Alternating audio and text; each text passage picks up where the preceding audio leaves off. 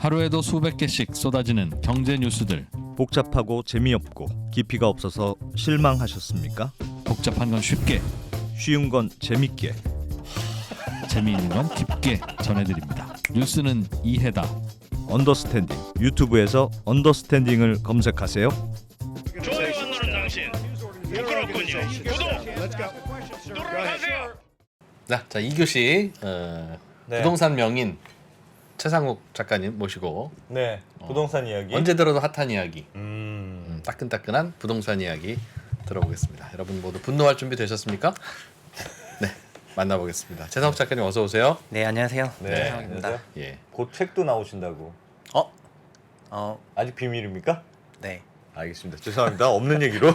뭐 무슨 주제예요? 부동산 아니면 네. 게임 아니면 아니요, 그냥 부동산 시장에 관해 가지고. 네. 예. 네. 그 윤석열 정부. 요즘 최상욱 작가님의 생각을 적으셨어요? 네, 맞습니다. 기대됩니다. 생각이 많으신 모양입니다. 뭐 많이 일단은 바꿀 계획이니까요. 예. 제도나 여러 가지 정책을. 네. 아하.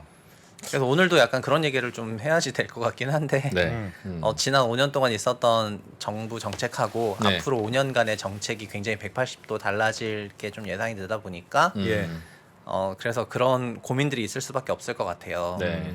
그러니까 미래가 됐을 때 어떤 상황이 될지에 대해서는 어느 정도 공감대가 있는 것 같은데 네. 그 가는 경로가 음. 좀 거칠지 않을까 이런 생각이 조금 들어가지고 네. 단기간에 바뀔 수 있을 것 같은 그런 제도들이라든가 또 단기간에 바뀌기 어려운 것들이라든가 이런 거를 통해 가지고 그 가는 경로에 예.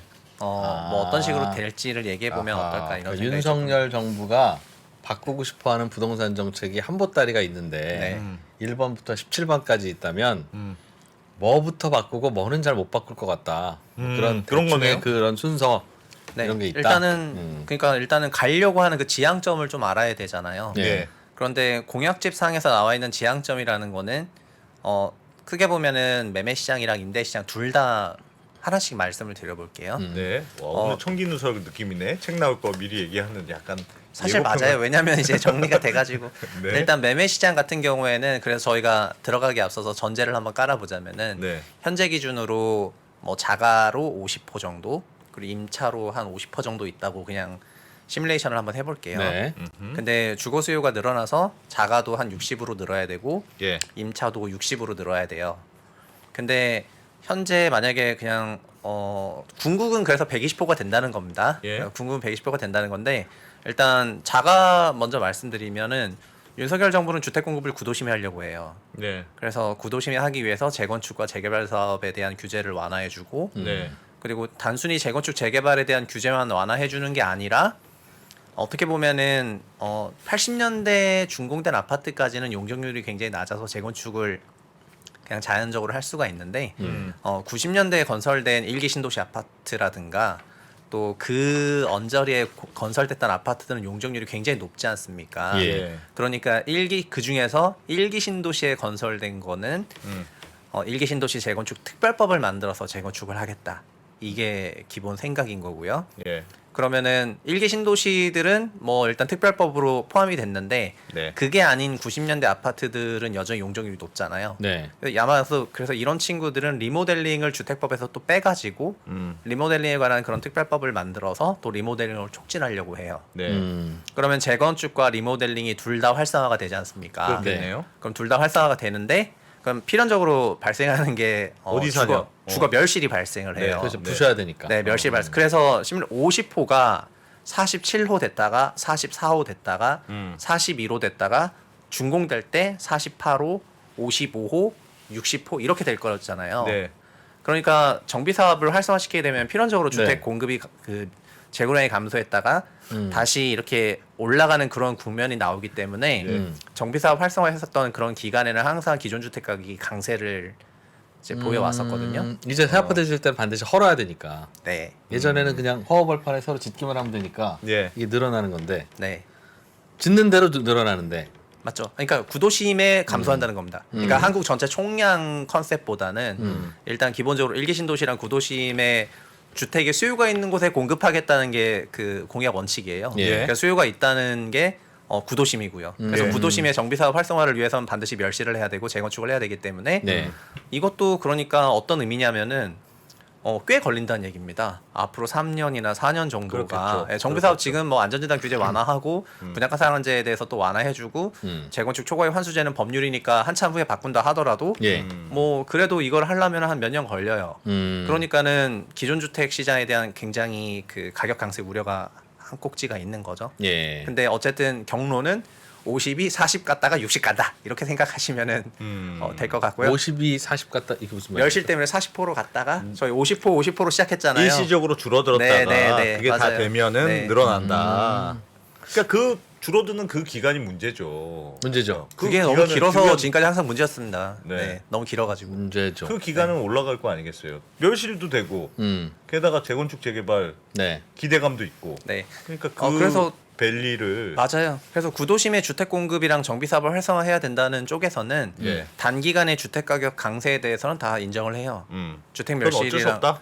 네, 근데 장기적으로 보자면은 60% 되지 않냐 이런 거예요. 50%인데 재건축하고 나면은 60% 되지 않냐. 약간 이렇게 해서 장기적인 가격 안정성에 대해서는 이제 그런 효과가 있다 이렇게 생각을 하는 거고 네. 단기적으로는 가격 불안이 있다는 거를 인정하고 있다는 그런 말씀을 드리고 싶고요. 이번에 윤석열 후보일 때 네.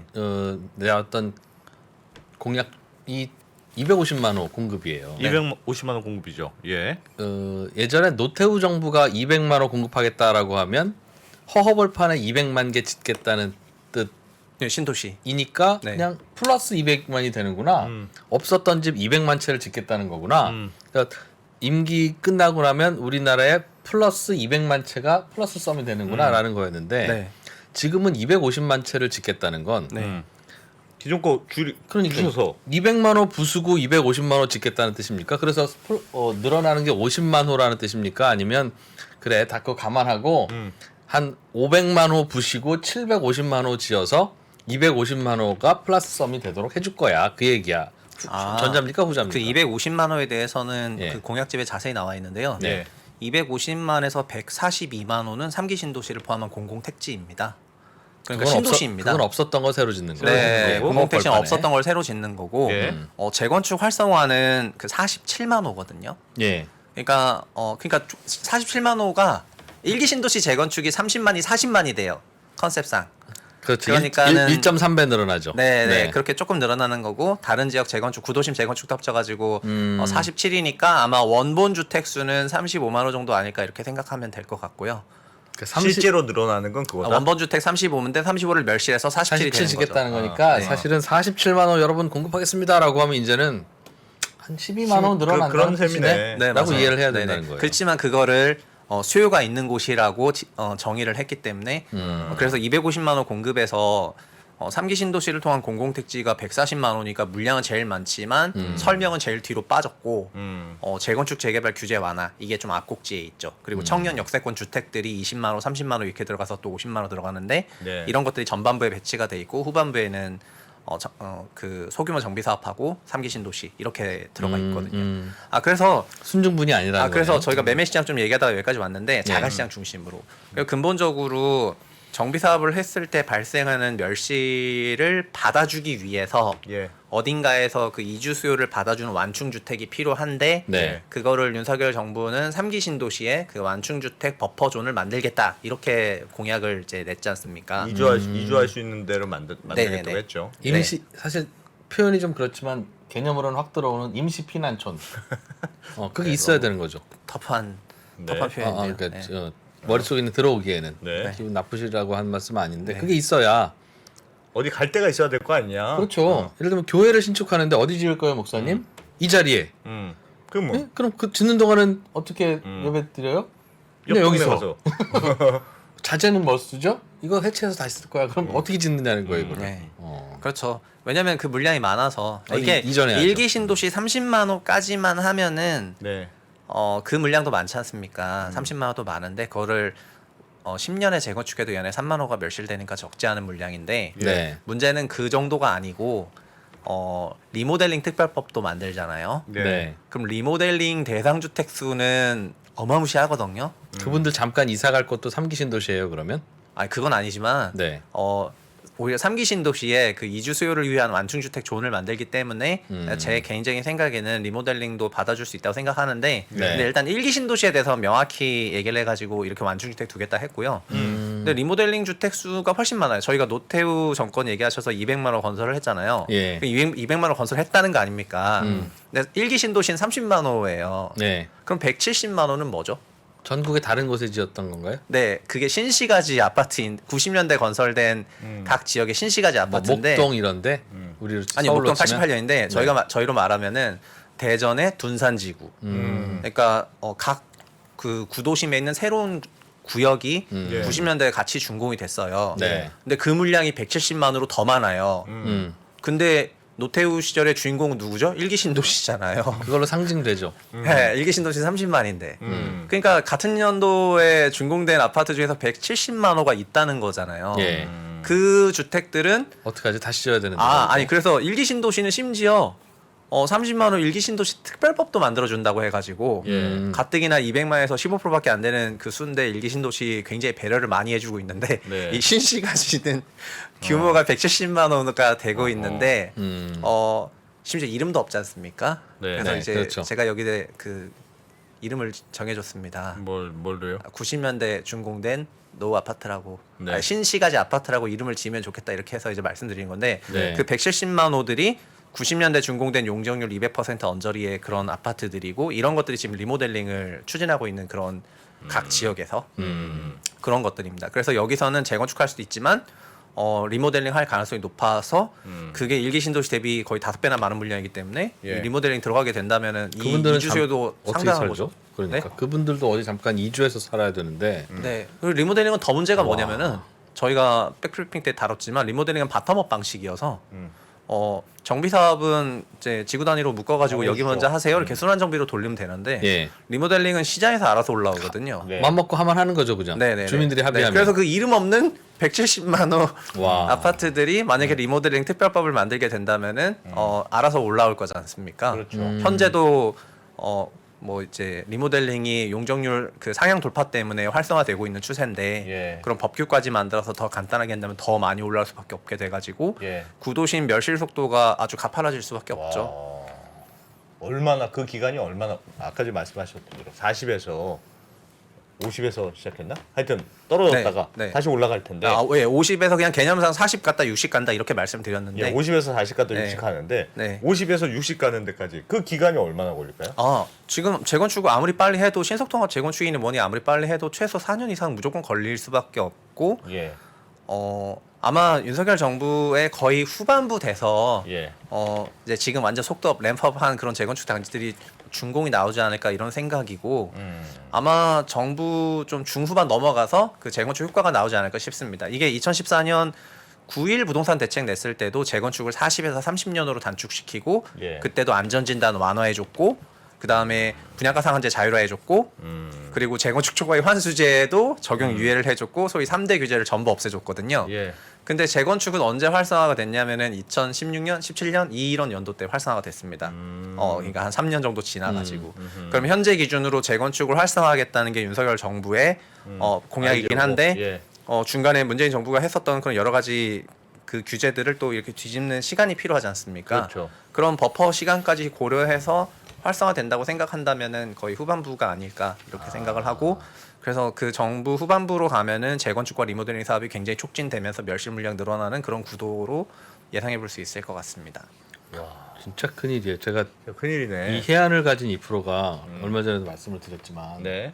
200만 호 지었다고 최상욱 작가님 말씀하셨잖아요. 노태우 네. 정부 때. 네. 그 200만 호 다시 지어야 되잖아요. 당장 내일 다시 지을 필요는 없지만 곧 다시 지어야 되는데 200만 호를 다시 지으려면 거기는 이미 사람이 살고 있기 때문에 어디가 또 200만 원 빈집 200만 호가 있어야 돼요. 그렇죠.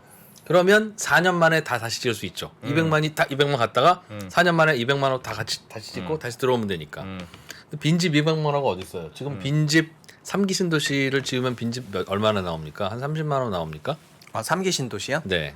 수도권 공공택지로는 74만 호 공급할 계획입니다. 그럼 네. 거기는 그러니까 3기가 큰 것도 있는데 작은 거 다 합쳐져 있어가지고 네. 그럼 거기는 분양하지 말고 입주도 하시지 말고 일단 빈 것으로 남겨둬야 이거 누군가 가지. 하죠. 예를 들면 그 중에서 반만 한 3, 40만 호 정도만 빈집으로 남겨놓고 이사했다 하면 200만 호 하려면 30만 호가 빈집이 있는데 200만 호를 재건축하려면 6번 턴을 해야 돼요. 네. 그러니까. 한 턴에 4년 걸린다고 했잖아요. 그러니까 200만 호를 다시 재건축해서 다시 짓는데 약 30년이 걸려요. 그럼 초기에는 30년 된 아파트가 무너지지만 나중에는 야, 우리 아파트 60년 됐는데 아직도 순서 안 됐냐? 이렇게 된다는. 네. 어떻게 하려고 그런지 모르겠어요. 그러니까 이게 그 이후부터, 그러니까 2000년대 이후부터는 건축 기술도 발달했고, 그리고 장수명 주택이라는 그런 건축 기준들도 생겨가지고, 예. 그리고 실제로 철근 콘크리트의 물리적 수명이 굉장히 길긴 하거든요. 네. 그래서 좀 개량과 수선을 하면서 건축물 수명을 거의 소위 100년 이상으로 갖고 갈 수도 있게 네. 지금 이제 가고 있지만 저희가 굉장히 압축 성장했었던 그런 구간에 만들었었던 그 아파트. 또, 예, 그리고 그 200만 호 건설할 때는 거의 89년에 발표하자마자 91년부터 준공됐기 때문에 2년 만에 준공돼서 초고속 건설을 했거든요. 예. 그러다 보니까 막 그 한강 그때 모래 다 파가지고 한강물이 없으니까 그 서해안까지 가서 바닷물에 팠는데 그것 때문에 염분 있는 모래를 썼다 해서 염분이 콘크리트 부식, 철근 부식시키니까 팽창하고 막 이런 얘기 나와가지고 막 구조도 안 좋고 이런 예. 얘기를 우려를 많이 할 정도로 이제 졸속공사나 급속공사 했다고 많이 알려져 있긴 한데 네. 네, 그러다 보니까는 그럼에도 불구하고 리모델링을 하려고 실제로 기초를 보면은 매우 네. 튼튼하게 지어졌다고 이제 저희가 말씀을 드렸는데 네. 그런 거를 사회적인 수명이 다 돼가지고 정비 사업을 해야 되는데 저희는 일기 신도시에만 막 좀 관심이 가 있는데 제가 오늘 드리고 싶었던 얘기는 170만 일기 원. 신도시가 아닌 아니 이름 없는 170만 네. 있다. 그 왜 200, 그거를 이름을 정확히 말하면 노태우 때 214만 호 지었단 말이에요. 그럼 30만 호 빼 184만 호가 같은 연식에 지어졌는데 와. 그거에 대해서 지금 네이밍도 없이 이름을 뭐라고 줄까? 우리가 네이밍 합시다. 노태우 아파트라고 할까요? 아니면 그 시절의 90년대 상징인 서태지 아파트라고 할까요?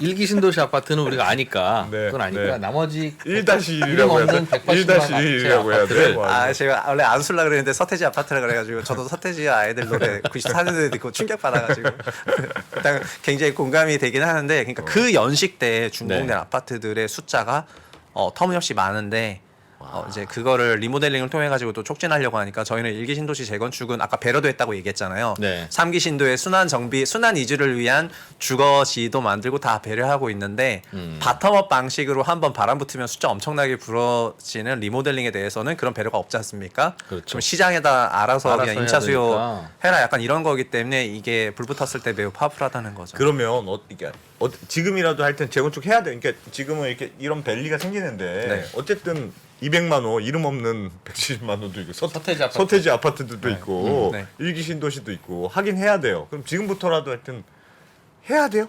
무조건 네, 하여튼 그래서 재건축과 리모델링을 라도 해야 돼. 네, 재건축과 리모델링과 수선을 병행해서 하라는 거지 않습니까? 그게 그 리소스를 그 레벨링 한다고 하는데, 그러니까 출력 인원을 매일 10명으로 이렇게 100일 출력해야지 그 현장 관리가 쉽지. 어떤 날은 100명, 어떤 날은 1명 이러면은 관리 포인트가 너무 늘어나지 않습니까? 예. 그래서 이게 약간 순환 정비의 개념인데, 순환 정비 사업을 하기 위해서 이제 머리를 많이 쓰고 계신데, 근데 리모델링도 동시에 촉진해야 나중에 로드가 한 번에 오지 않아서 예. 네 그럴 것 같습니다.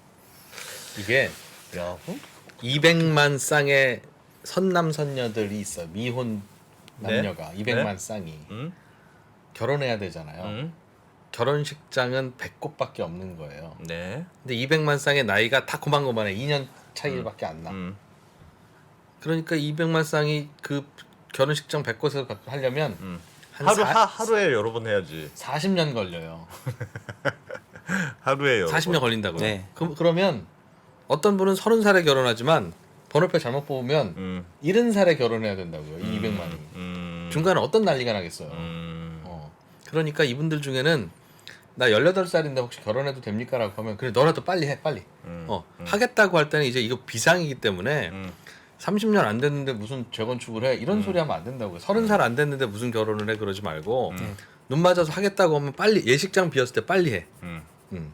그리고 야 너네 빨리빨리 합의하고 해 지금 큰일이야 이렇게 해줘야 되는데 자꾸 오히려 규제를 하고 뭐 안전진단 받아야 결혼할 수 있고 뭐 이렇게 네. 만들어 놓으면 나중에 이분들 어떻게 결혼시키려고 아니 그건 맞는데 그래도 그 기간 동안 너무 이렇게 예를 들면 구도심에 멸실도 돼서 줄어들어요. 네. 재건축 재개발 기대감이 있어서 가격도 올라. 네. 그러면 완전 폭등의 시대가 올 수도 있는데 그걸 뭐가 이렇게 같이 뭘 고려를 해야 되지 않아요? 아, 그러니까 여기 이 말은 맞죠? 장기적으로는 그러니까 장기적으로 그러니까 이제 장기적으로는 멸실보다 준공 속도가 많아지면은 공급 효과가 나오는 거여서 한 3, 4년 정도 지나고 나서부터는 그런 종전과 같은 그런 네. 급격한 가격 상승을 얻고 좀 약간 완만히 가지 않겠냐. 이게 구도심 정비사업 촉진의 그런 큰 네. 의견이긴 한데 네. 네. 근데 문제는 우리나라에 그런 기간이 거의 없었다는 거예요. 뭐냐면 그러니까 정비 사업이 활성화되면 너무 활성화되면서 가격이 너무 튀어가지고 예. 그다음부터는 규제가 다다다다닥 붙었거든요. 그러다 보니까 그다음부터는 또 정비 사업이 또 둔화되고, 안 되고. 네. 그래서 한참 둔화되다 보니까 구도심 주택 공급이 좀 빠지고, 그래서 신축 가격이 좀 유난히 튀고, 그럼 다시 또 정비 사업 촉진시켜야 된다고 하면서 또 약간 풀리니까 먼저 풀리는 것들 위주로 다다다닥 좋아지고 약간 이랬던 게 좀 반복됐었고요. 질서 있는 재건축 재개발 이런 게 필요하겠네. 질서 있는 그, 뭐 그렇죠. 테이퍼링 같은.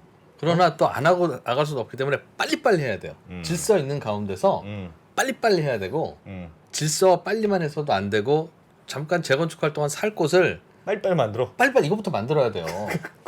또 그 모래 포다가 만들어서 그것도 나중에 그것도 해야 되면 어떡해. 200만 원. 빨리빨리는 안 된대잖아 지금. 지금 그래가지고 지금 빨리 또 바꿔야 된다는 거잖아요. 빨리빨리 해야 되는데 오히려 재건축을 규제하고 네. 내 임기 때는 하지 마 이러고 잠깐만요 나오셨지만 재건축 아파트가 재건축이 활성화되고 규제가 완화되면 가격이 오르는데 예. 가격이 오르는 이유가 활성화돼서 오르는 게 아니라 제 아파트는 한 채 새로 짓는데 전국에서도 3억이면 다 지어요. 부산에 30평 아파트 짓는데도 3억, 부천에 30평 아파트 짓는데도 3억, 네. 속초에 30평 아파트 짓는데도 3억, 서울 핵심 지역에서 아파트 3억, 30평 짓는데도 3억이에요. 원가는 3억 정도다. 그러니까 이 아파트는 부수고 다시 지으면 30평 아파트가 되는 이 낡은 재건축 아파트는 주변에 그 아파트 새 아파트가 30억이면 그 시세에 맞춰서 가는 27억에 거래돼야 맞다고요. 거죠. 왜냐하면 3억만 더 내면 새 아파트 되고 얼마야? 라고 물으면 옆에 30억이니까. 근데 27억에 거래되지 않고 20억에 거래되고 있다고요 지금. 지금 왜? 이 7억 원이라고 하는 돈은 정부가 못하게 하니까 언제 하게 될지도 몰라. 재건축 초과액 환수한데 어떻게 할지도 몰라. 세금도 세질 수도 있어. 그러니까 27억에 사면 이건 리스크가 너무 많아. 그래서 20억에 거래되고 있는 거잖아요. 네. 그런데 괜찮아. 환수제도 없애줄게. 자유롭게 재건축해. 이러면 그래? 하면서 이게 27억까지 올라가는 거라고요.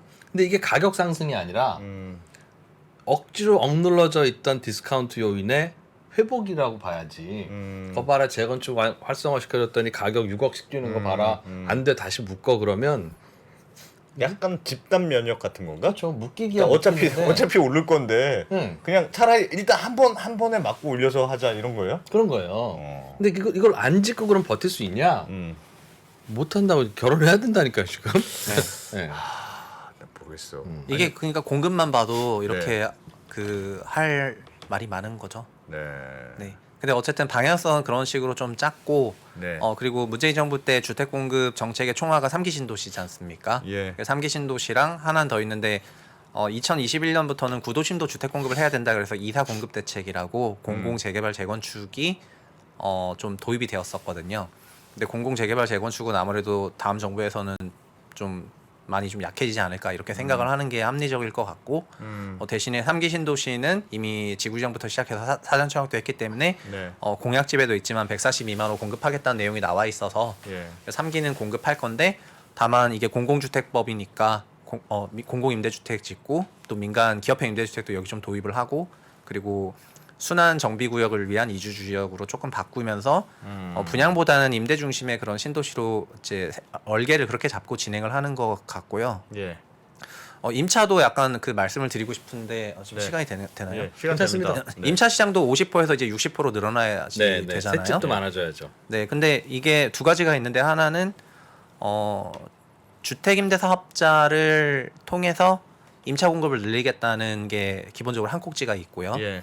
근데 주택임대사업자를 통해서 그 임차를 늘리게 되면은 이거는 조금 조삼모사식이어가지고 50% 있는데 다주택자 주임사 등록을 촉진하면은 집을 좀 많이 훅 사버리셔가지고 그래서 자가 40% 감소하면서 임대로 좀 늘어나는. 왜냐면 이분들은 매입을 하시는 분들이시니까 건설이 아니라 매입형이니까. 예. 그래서 임차 공급 60으로 늘었는데 자가가 40으로 줄면서 줄어드는, 예. 그래서 매매 가격이 그 크게 상승을 하거든요. 그러니까.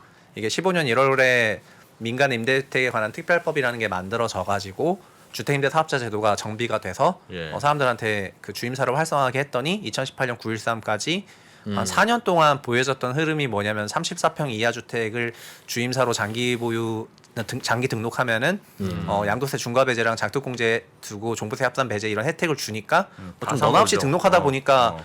85 이하 주택 가격이 막 40평대 근접할 정도로 네. 그 투자 수요가 붙으면서 그런 네. 현상이 한 번 있어서 그 다음부터 주임사 규제를 했거든요. 예. 그러니까 기본적으로 주임사를 부활시켜 주게 되면은 임차료는 안정화될 거고요. 주택 가격이 높아지고. 네, 매매 가격이 올라가니까 조금 조삼모사식 방안이라고 생각이 돼서 그래서 지난 시간에 말씀드렸던 게 그러면 순수 임대 공급이 있어야 되니까 예. 이거를 기업형 임대주택이라고 이름 붙이진 않았지만 이거를 민간 기업 임대 사업자들한테 3기 신도시 택지를 제공을 해가지고 거기다가 임대 목적에 10년 이상 임대 목적의 그 주택 사업을 해라 해서 그 임대 공급을 60으로 늘리겠다는 거잖아요. 그래서 저희가 목표는 알았단 말입니다. 예. 목표는 알았는데 3기 신도시 공급해야 되지 않습니까? 이게 그러니까 같은 아파트를 가지고 내 집 마련에도 쓰고 삼기 신도시는 재건축하는데 잠깐 임시 천막으로도 쓰고. 아니 그러니까 삼기 임대주택을 건설하려고 해도 제 말은 3기 본청 계약도 아직 시작을 안 했는데 네. 이게 결국 준공대학 임차 공급이 되지 않습니까? 그렇죠. 그럼 이거 역시 시차가 걸리잖아요. 네. 그럼 언제 준공이 될 거라고 생각하세요? 26년, 27년 약간 이 이후지 않습니까? 예. 3기 신도시의 임차주택 공급이. 그럼 공교롭게도 또 윤 정부 그 임기 약간 말이에요. 예. 그래서 재건축 재개발 그 수요도 있고. 그러니까 민간 임대주택 활성화를 통해 가지고 임대주택 공급하는 이것도 60으로 가는 그 경로가 예. 이것도 50에서 60으로 가고 있는데 중간에 만약에 주택임대 사업자 제도 먼저 부활시켜 버리게 되면은 이것도 다시 그 자가가 40으로 줄어들고 임차 60 늘었다가 다시 이렇게 가게 되지 않습니까? 이제 그런 국면이 나오니까 이것도 기존 주택 매매 시장의 불안 요인이 될 수가 있어 가지고 예. 그래서 뭐부터 해야 되냐 이제 이런 얘기가 나오게 되고 제도 따라서 시장이 달라질 수 있는 그런 환경이 놓여져 가지고 복잡하다는 거죠. 복잡하다고 얘기하면 너무 좀 단순하게 말씀드린 감이 없지 주택 않은데 임대사업자 제도를 부활시킨다고 하는데 그렇게 하면 네. 즉 주택 실물은 공급 안 된 상태에서 주택 임대사업자 해야지 하는 집주인들이 네. 늘어나면서 매입 임대가 늘어나면서 매수 세력이 늘어나니 집값이 오를 것이다. 네. 그거는 이미 이 4년간 너무 명제하게 나왔는데 네. 근데 반대로 임차료는 주임사 등록된 주택에 임차료는 5%밖에 안 올리기 때문에 그래서 그리고 지금은 이제 주임사 제도를 저희가 한번 경험을 했지 않습니까? 예.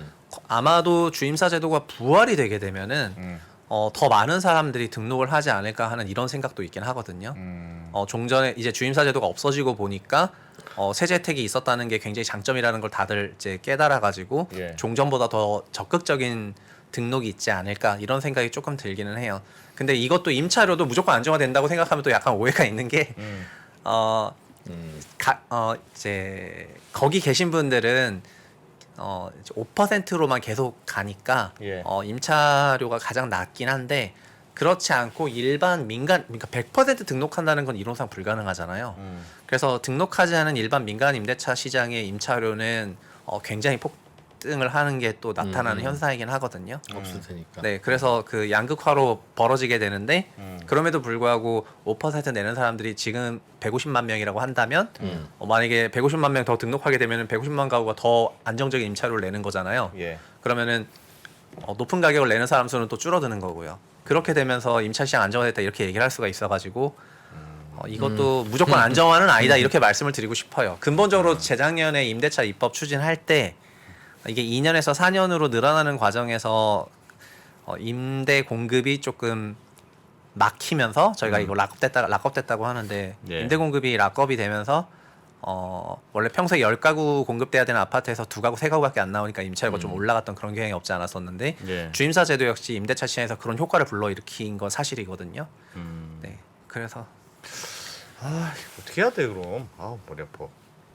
그래서 근본적으로 어. 정책의 어떤 그 목적이 뭐냐에 따라서 네. 어떤데 좀 우선순위를 두고 또 어떤 걸 먼저 풀고 이렇게 조금 플랜은 구체적으로 네네네. 짜야 된다. 네, 맞습니다. 맞습니다. 질서 있게. 네네. 그러니까 어떤 정책이든 정책을 들으면 이 정책으로 인해서 집을 안 지으려고 하던 업자가 짓겠구나 이제. 음. 그 정책은 무조건 좋은 정책이에요. 이 정책을 딱 들었을 때 이러면 집을 지으려고 하다가도 안 짓겠구나. 무조건 나쁜 정책이에요.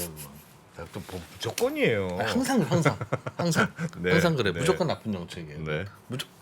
집을 네. 더 짓게 만드는 정책은 하여튼 무조건 공급이 좋은 늘려 정책이에요. 공급이 네. 늘 수 있도록 조건을 자꾸 만들어야 된다 이런 거지. 네, 근데 그런 맥락이라면은 일기 신도시 특별법하고 그다음에 리모델링 추진법 예. 이런 좀 세그먼트화된 어떤 특정 대상이 있는 네. 그런 대상 아파트들은 굉장히 좀 사업을 촉진하겠다는 그런 생각이잖아요. 예. 그래서 그런 거 위주로 많이 진행이 될 수밖에 없을 것 같기는 해요. 근데 주택임대사업자 제도 부활하더라도 네.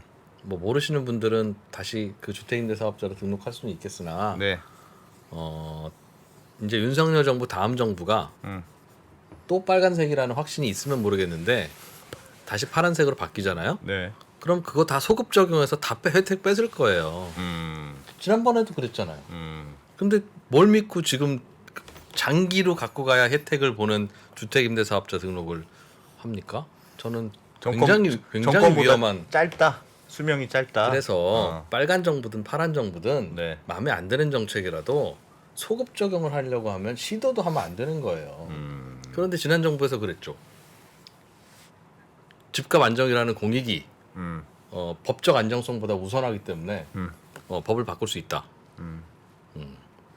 다음 5년 후에 어떻게 할 거예요? 만약에 그렇게 되면 막 0.7%로 차이가 났는데 주택임대사업자 등록하는 거 되게 위험합니다. 네, 저 개인적인 생각은 주임사 제도는 2015년 1월에 만들어졌고 그 만들어질 때는 기업을 주임사 임대주택 공급원으로 하면 건설을 하니까 기업들은 건설을 하기 때문에 네. 그리고 우리나라 임대 시장에서의 그 공공임대 말고 나머지 민간 임대는 말 그대로 등록보다는 미등록이 훨씬 더 많은 상태였기 때문에 예. 2년 단위로 임대차 계약을 하는 거주 안전성이 떨어지는 게 자가 수요 촉진의 원인이다 이렇게 생각을 해서 좀 장기적으로 거주 안전할 수 있는 그런 8년 이상의 임대차로 이렇게 만들었었거든요. 네. 근데 그 당시 기업과 아까 바로 직전에 법인차 얘기하셨잖아요. 기업과 개인을 구분하는 기준이 뭐였냐면은 자본금이 아니고 99채까지 갖고 있는 사람은 개인, 아, 100채 이상 매입하면은 기업 기업. 임대주택. 네, 그냥 개인인데 그냥 계속 100채 사면은 그냥 99채까지 개인인데 100채부터는 기업이 돼버리는 거예요. 그리고 개인과 기업의 사실상 어떤 큰 차이도 없고요. 예. 그래서 주임사 제도가 처음 등록하고 나서 지방 미분양 주택들 막 대거 매입을 했다거나 그리고 제가 2016년에 그 뉴스테이 책 썼을 때 예. 그때 그 60대 그 당시 60대셨던 광주에 계신 어떤 분은 2,200채 매입하시고 막 이런 일들이 발생을 했거든요. 예. 그래서 실제 기업이 2,200채를 건설한 게 아니라 예. 그 개인들이 2,200채를 매입하고 뭐 200채 매입하고 20채 매입하고 그런 거죠. 이렇게 된 거죠. 이미 존재하는 집. 네, 이미 매입형 주택임대 사업자 제도가 이렇게 활성화돼 버린 거죠. 그래서 그때 기업 그 건설형과 매입형에 대해서 좀 다르게 좀 하는 게 좋았었을 것 같은데 혜택은 해야죠. 건설형이든 매입형이든 장기 보유공제 너네 70%까지 받아 이러면서 막 다 줘버리고 막 이러니까 그냥 건설은 힘들지 않습니까? 건설한다는 게 매입이 훨씬 나으니까 매입형으로 하면서 이게 시장이 좀 왜곡됐던 그거 중요한 포인트네요. 그게 그 출발지가 그랬었거든요. 그러나 네. 또 매입에 대해서 혜택을 많이 주면 사람들이 다 나오는 족족 매입하기 때문에 그걸 바라보고 있던 건설업자는 건설을 해요. 지으면 족족 팔리는데 지으면 그런 거죠. 그러니까 물론 한 쿠션 먹지. 그렇긴 하나. 그러니까 이제 같이 줬던 건데. 근데 그래도 있는 것만 싹 가져갈 수 있으니까 그렇- 가격을 올리는 부작용이 생길 수 그렇죠. 있으니까. 그래서 그렇죠. 매입형과 건설형이 있으면 건설형에 더 좋은 혜택을 줘야 되는 게 맞죠. 네. 네. 그래서 지금 건설형 임대사업자는 살아 있습니다. 지금도 네. 건설형 아파트 임대사업자는 살아 있고 예. 매입형 아파트 임대사업자가 없어졌는데 이 매입형 아파트 임대사업자를 60제곱미터 이하로는 다시 부활시키겠다. 이게 기본 공약이 되는 거고요. 그래서 이게 민특법을 고쳐야 되는 거다 보니까 예. 쉽게 통과되기는 어렵다 이렇게 생각을 하는 거죠. 아, 그것도 법을 바꿔야 되는 네, 거예요? 네, 그 법에 그 아파트를 정확히 지정해가지고 없앴거든요. 그래서 그거를 고치려면 다시 법 개정 항목이기 때문에 쉽지 않을 것 같다. 이렇게 생각을 하고 있습니다. 알겠습니다. 제초안도 같은 맥락에서 개편이 되는 거예요? 그러면 재건축 재개발 아, 네. 그러니까 구도심의 주택 공급 활성화하기 위해선 재건축이나 재개발에 대한 규제 완화가 돼야지 활성화된다고 생각을 하는 건데 네. 재건축에 대한 규제는 크게 세 가지인데 네. 초기 단계에는 안전진단이라는 그런 절차 과정이요. 그래서 안전진단의 구조 점수가 높고 이런 부분 때문에 통과가 안 되니까 일단 기본적으로는 재건축할 수 있는 자격을 좀 만들어주겠다는 게 큰 골자이고요. 예. 그래서 안전진단을 완화해주겠다. 이게 한 꼭지가 있고요. 그리고 중간에 분양 과정에서 분양가가 현실화하겠다는 게 공약이어서 현재는 분양가 상한제를 적용을 하고 있는데 분양가 현실화로 뭐 감정평가 가격이나 이런 거를 좀 올려주게. 그러니까 토지비랑 건축비인데 말씀하셨던 것처럼 건축비는 거의 악의가 없어요. 근데 토지비의 그 감정가액이라든가 또 항목 반영, 미반영 이런 거에 대한 악유가 있거든요. 그래서 이런 것들을 좀 현실화해가지고 분양가를 높일 수 있게 만들어 주겠다는 건데 근데 분양가 상한제 완전 자율화까지는 아니었어가지고 좀 현실화 레벨에서 올라간다고 적당히 올라간다 이렇게 생각하시면 될 것 같고 마지막이 초과이익 환수제인데 이거는 재건축 초과이익 환수에 관한 법률이 있어가지고 아, 그건 국회. 이거는 또 그렇죠. 국회에서 이제 가야 되다 보니까 이건 금방은 안 되겠네. 바로 금방 안 되죠. 근데 어차피 앞에 거 두 개만 해도 예. 이제 재건축 대상도 늘어나고 그다음에 정비 사업 조합도 만들어져야 되고 이렇게 하다 보니까 뭐 나중에 바꾸면 되지 이렇게 생각할 수 있을 것 같은데 제초안 남기고도 재건축 열심히 할까요? 아 근데 재건축 초과이익 환수에 관한 법률 그 상태에서는 예. 아니 당연히 재건축을 할 수 있으면 하죠. 그러나 어떤 식으로 하냐면은 약간 1대1 재건축처럼 네. 그냥 굳이 뭐 그런 식으로 갈 가능성이 높다고 생각합니다. 그래서 재건축 초과이익 환수에 관한 법률도 어떻게 네. 이렇게 완화하겠다 이런 얘기들이 좀 있는데 어차피 네. 그거는 좀 장기간 봐야 걸리는 되고. 그런 얘기이기 때문에 네. 말씀드린 무주택자는 거고요. 사야 됩니까? 어떻게 해야 됩니까? 최상욱 작가님께도 질문 많이 네, 할 것 같은데. 저는 무주택 가구 같은 경우에는 윤석열 정부의 부동산 정책과 공약상 예. 소형 주택에 대한 굉장한 어드밴티지 있을 것 같아요. 네, 어드밴티지가 있을 뿐더러 구도심 정비 사업을 매우 促진시키려는 그런 정책 목표가 있는 상황이기 때문에 예. 그 과정에서 주거 안정성 매우 떨어질 거라고 생각을 해서 이주라든가 이런 부분으로 인해서 이사갓집 굉장히- 없어지니까. 네네. 네. 그래서 그냥 가장 좀 뭐라 그럴까 자기 구매력에 맞게 주택을 취득하시는 게 낫다고 생각합니다. 아, 없으면 작은 거 특히 중심으로 사라. 네. 아 그리고 지금의 그 시장에 대해서는 제 지인이 예. 진짜 너무 완벽한 표현을 해줬다고 생각하는데 매우 합리적인 비시장 가격이다. 이게 무슨 말이에요? 무슨 말이에요? 합리적인 현재 시장은 매우 합리적으로 대응을 했는데요. 네. 그러니까는 여러 가지 규제에 맞춰서 다 대응을 했잖아요. 예. 조정지역, 비조정지역, 주임사, 비주임사 이런 여러 가지 또 9억 초과, 10억 초과 이런 거에 대해서 규제들이 많이 있어 왔기 때문에 그 정책에 대응을 하거든요. 합리적으로. 근데 시장 가격은 그러다 보니까 매우 뜨문뜨문 거래된 경우가 매우 많이 있어요.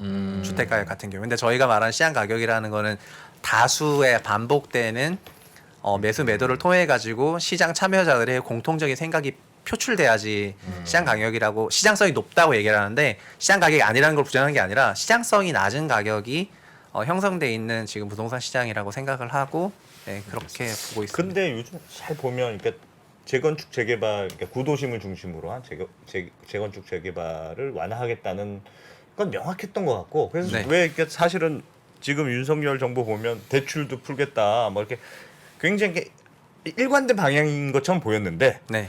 요즘 좀 분위기가 대출을 또 너무 풀면 안 되겠네? 이래서 DSR은 네. 남겨두자. 뭐 예를 들면 그래서 부동산에 대해서도 그러니까 방향은 공급도 늘려야 되고 구도심에 늘려야 되겠다는 방향은 뭐 우리도 필요하다고 생각하니까 다 그렇던데 이게 자칫 부동산 가격이 올라가는 쪽으로 하면 또 부담이 아닐까 해서 약간 주춤하는 느낌이 느껴지던데요. 그거는 인수위에서 저도 기사 나오는 느끼는 거 게 보면. 왜냐하면 처음에 인수위 명단이 나왔을 때 예. 뭔가 그 부동산을 하는 그 멤버가 있었던 게 아니라 나중에 전문위원분들이 좀 합류하시면서 부동산을 보강을 한 거를 봤을 때 예. 부동산에 대한 우선순위가 아주 높진 않다 이런 생각이 들긴 했었거든요. 그래서 그 이후에 이제 부동산에 대한 관심이 너무 낮은 게 아니냐 약간 이런 얘기가 나오다 보니까 그런 업무 보고를 할 때 들어와가지고 이제 멘트를 날리고 이렇게 했었던 것 같은데 그러다 보니까는 대통령 후보 시절에 했었던 공약 중에서 그 250만 호 청년주택 재건축에 대한 규제 완화 이렇게 메시지를 던졌던 매우 확실한 부분에 대해서는 탄력을 갖고 가는데 네. 그렇지 않은 부분까지 막 탄력 갖고 가기에는 리스키한 부분이 좀 있다고 생각할 수밖에 없지 않냐는 거예요.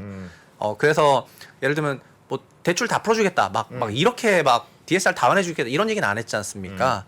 그러다 보니까 그리고 작년에 4.29 가계부채 관리 방안이나 11 그 가계부채 안정화 방안 2번 연속 발표했을 때 그건 꼭 부동산 가격뿐만이 아니라 여러 많은 나라에서 GDP의 100%를 넘는 가계부채를 넘었을 때 조금 문제가 발생해 왔으니까 좀 안정화를 해서 해서 총량제가 나오고 또 상한 베이스의 가계부채 관리 방안으로 나오게 됐었던 거잖아요. 예. 그러니까 이건 꼭 주택 가격만은 아니었다는 거죠. 그냥 가계 신용 총계가 너무 많아져서 거시경제에 리스키하다고 생각하는 게 좀 기재부 쪽 생각이다 보니까 이제 기재부에서는 한도 끝도 없이 그냥 가계부채를 완화해줘야 된다 이런 생각하기 어려워져가지고 예. 이게 부동산 정책이라고 생각하실 수도 있겠지만 이거는 조금 결이 좀 다르게 다르게, 나왔었던 결이 거예요. 다르다. 그러니까는 이제 금융 리스크 관련해서는 지금 오늘도 굉장히 지금 아침부터 완전 약간 어려운 좀, 그냥 예. 환경이었는데 연준이 예. 따다다다닥 올리겠다고 예고를 해버렸으니까 네, 그랬었는데 그러다 보니까 이것도 그렇게 가지 않을까요? 보수적으로. 그래서 그냥 마냥 열어준다 이렇게 생각하기보다는